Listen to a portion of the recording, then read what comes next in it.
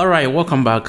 Now in this particular tutorial, we're going to learn how to build fruit and vegetable classification, where we have a couple of fruits where we want to classify them, right? So if we have the fruit, if we represent a fruit or if we represent a vegetable to a model, it should be able to identify the type of the fruit and also the calories that it is having, right? So we're going to build the model to identify the type of the fruit, and then we also built a web application where it will be able to also detect the number of calories that we have. All right.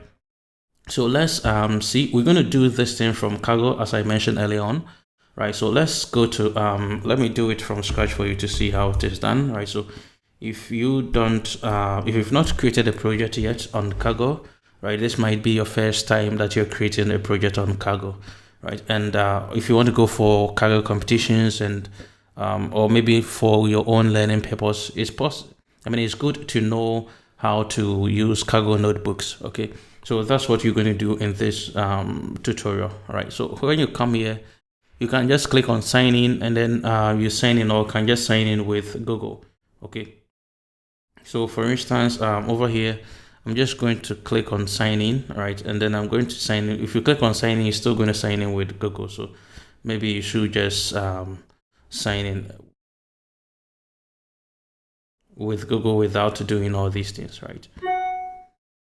So I'm going to just provide my password over here.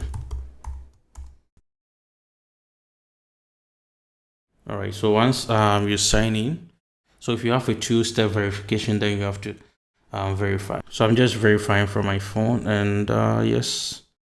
Okay, so once that part is done, then you can you're good to go. Okay, so once you sign in, you'll come to see, you come to a place like this, right? So what we want to do now is you're going to go to this button here. You're going to go to click. So you can just do it from right from the scratch like that. Okay, you go to create here, and then you see that you can create a new notebook, create a new data set, or create a new competition.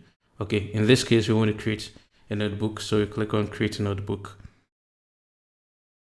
All right, so once you do that, then the notebook is going to set up. So these are default things that are going to set up for you. Okay, and then you can give the notebook name over here. So for instance, fruit, right? Fruit and vegetable, right? Vegetable classification. All right, you can just give it a name like that. I will press enter, and it's done. It's just like Google Colab. Okay, it's just like Google Colab. All right.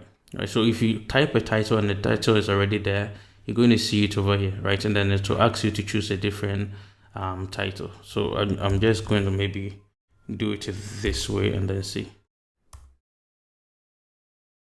Okay, now once you have a valid title, then everything is set. Okay, so here you can start building, right? This one, if you have a data set which is already in Kaggle, on Kaggle platform, and you want to use it over there, you can just go here, go to add data, right?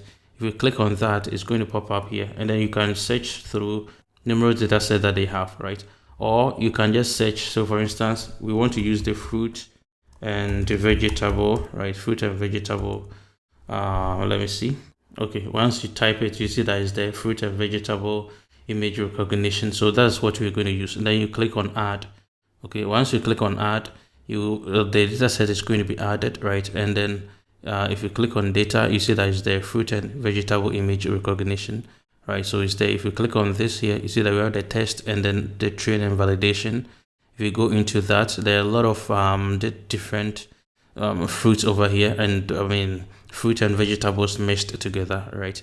That is for testing, and then for training, we also have them like that meshed together, and then for validation as well. Okay, so this is the data set. Once you do that, you can run this notebook. You can click on this button, or you can use shift return or shift control. If you're Mac, you can use shift return. If you're Windows, you can use shift enter. Okay, so if I press that, right, it's just going to run it, and then it's going to just load the images for me. Okay, it's just going to load the images for me. And if you want to add a new notebook, or a new cell, you just click on this code, right? And for me, for Markdown, you click on the Markdown button. It's just like Google Colab. All right, so if I click on that, right? I have a new cell over here, and from here I can just begin typing or doing whatever that I want to do. Okay, so you see that it has loaded all the images for me, right? It has loaded all the images for me. So it's as simple as that, right? Let me comment it out, and then here I can just begin to write whatever, or if I want to import the libraries, right? So I can just import them here. Okay, and then I keep on doing it. So that's how you create the notebook. So that's what you're going to use to follow alongside what we're going to do over here, right? I already have the code here, so I'm not going to type them one by one because it's going to make the video stretch, right? It's going to be a long video, but since you have, you know how to set up the environment like this, you can just work alongside. Okay, also if you want to have the notebook right from the scratch, you can just for instance, if you go to cargo, let me just search for anything else, right? So let me go here. So if I go here, right, there are a lot of notebooks over here. So for instance, if let me go to code, right? So there are a lot of code over here. So for instance, this one, let's say this is what I want to work with, right? For instance, this is the notebook that I'm using. So you have the notebook. So if you want to use the notebook, just like I'm using a sample notebook here, you just click on copy and edit.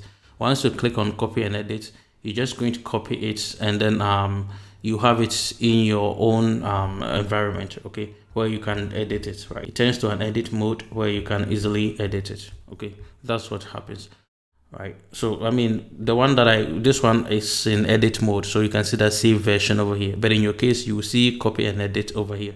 You can copy and then edit it, okay, if you want.